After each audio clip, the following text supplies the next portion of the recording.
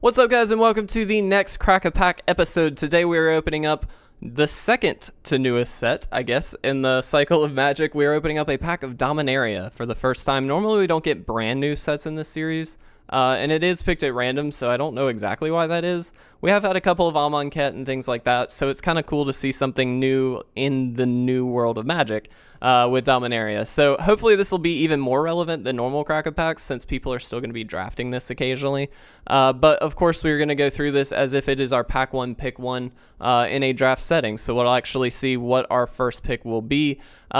Sitting at the top of the value train, we are looking at Teferi, Hero of Dominaria, a $40 card on Card Kingdom. Just under that at $36, we have Karn, Scion of Urza. And then sitting down at $15, we have Lyra, Dawnbringer.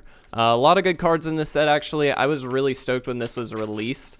I happen to really enjoy this set. So I will go through this. We'll pick out every single card and talk about it just a little bit and why we would pick what we end up picking. So our first common is Healing Grace. It is 1 white for an instant. Prevent the next 3 damage that would be dealt to any target, this turn by a source of your choice, and you gain 3 life. I really don't like this card. The prevent damage cards don't seem very good. It's just stalling, and it's kind of a wasted slot in the deck. So for that reason, I do not like that. Deep Freeze is 2 and a blue for an Enchanted Creature. The Enchanted Creature has base power and toughness 0/4. It has Defender and loses all other abilities. It becomes a blue wall in addition to its other colors and types. I love this card. This is blue removal. Blue and white tend to have a lot more enchantment removal, and this is basically the best blue removal, I believe, at common in this set. So I definitely like that. Fervent Strike is 1 red for an instant. Target creature gets +1/+0 and gains First Strike and haste until end of turn. This is a respectable red combat trick, definitely. I tend not to take combat tricks very highly, though, because generally you'll be able to pick them up either middle of the pack or late in the pack. So for that reason, I wouldn't pick it over Deep Freeze. Lena Scout is a 1/3 for 1 and a green, and you can tap it and put a land card from your hand onto the battlefield. I really don't like this. Actually, the only mana ramp elf, the best mana ramp elf in this set is just Llanowar Elves. It's clearly the best. So I don't like it being a 2-drop, and it just doesn't do that much. So I would not pick that. StrongholdConfessor is 1 black for a 1/1 with kicker if you pay 3. It has Menace, and if it was kicked when it enters the battlefield, it comes into play with 2 +1/+1 counters on it. This is a great 1-drop, actually. In black, this is fantastic. It's a 1/1 for 1 with Menace no matter what, but if you have 4 mana, it becomes a 3/3 for 4 with Menace. So it's actually pretty good. I don't think I'd pick it over Deep Freeze or this card. So Eviscerate is a sorcery, 3 and a black, destroy target creature. Simple removal, but it is very good. 4-drop is perfectly fine in this format. It's a little bit slower, so I really like this card, and it definitely beats out Deep Freeze for me. Partic Wanderer is a 5/5 with trample for 6 of any color. Perfectly fine filler. It's really not that good. But if you were running low on slots or something like that, I would definitely consider it. At this point, though, I would definitely not take it. Sapling Migration, 1 and a green for a sorcery with kicker of 4. Create 2 1/1 green Sapling tokens. If the spell is kicked, create 4 of those tokens instead. This is a great card. I don't know that I would take it over Eviscerate, but I'll keep it in here just for now. Jousting Lance, 2-cost artifact. Equipment, equipped creature gets +2/+0. As long as it's your turn, the equipped creature has First Strike. You can also equip it for 3. This is, again, perfectly fine in a creature deck. This is something that, again, I'd probably take middle of the pack because you're going to get past these pretty often. It is a common, so you'll probably see more than one in a single draft as well. But it isn't bad. It's definitely okay to throw 1 or 2 of those in there. Run Amok, 1 and a red for an instant. Target attacking creature gets +3/+3 and gains trample until end of turn. I like this a little bit more than the Fervent Strike. It does a lot more in terms of damage to the opponent.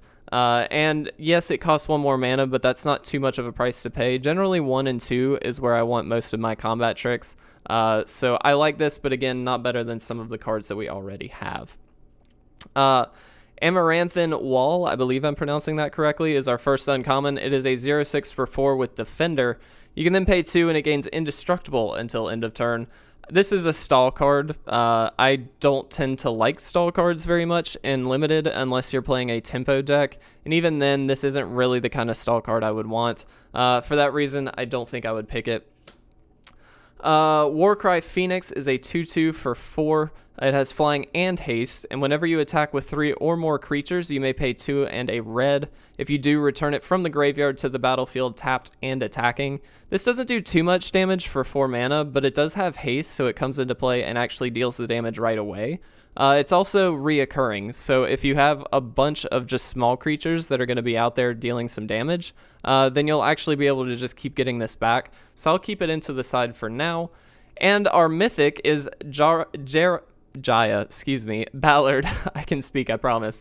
2 and 3 red for a Planeswalker with 5 loyalty counters. You can +1 and add 3 red to your mana pool. Spend this mana only to cast instant, and sorcery spells. I can talk, I swear. You can also +1 and discard up to 3 cards, then draw that many cards. You can also -8, and you get an emblem with you may cast instant and sorcery cards from your graveyard. If a card cast this way will be put into your graveyard, exile it instead. Funny enough, I don't like Jaya that much in Limited. I don't think she does enough. She digs, which is really the best thing that she can do. But generally, you're going to be running a high creature count, so the instant and sorcery stuff just doesn't really do enough, unfortunately. I love this card a lot, but it's just not for me in Limited. And then our legendary creature in this pack is Raph, Capuchin Shipsmage. I apologize if I'm butchering the name. It is 2, a white, and a blue for a 3/3 with flash and flying. And you may cast historic spells as though they had flash. So funny enough, this is sort of a pet card for me. This card is amazing. The first time that Will and I played with Dominaria, I built a blue-white historic deck, and it was amazing. It was really, really good. This was very much a key card in that strategy.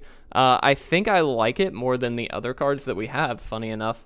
I think it definitely beats these two out. Really, it's just between the Eviscerate and Raph. And I think for the fact that it's limited, I would much rather have just a creature that's going to deal some damage. So I think this would be my pick. I might be wrong on that one. Eviscerate might also be good, and honestly, Jaya might be great, but I don't see her doing enough in Limited, in my opinion. So let me know if you think I made the wrong pick, or if you agree with me in the comment section below. Make sure to like this video if you enjoyed it. And of course, make sure to subscribe to stay up to date on all of our content. We've got tons of it coming at you every single week that we do hope you enjoy. But with that, I'm going to get out of here, guys. Thank you so much for watching this episode of the Crack-A-Pack series. I will see you in the next one.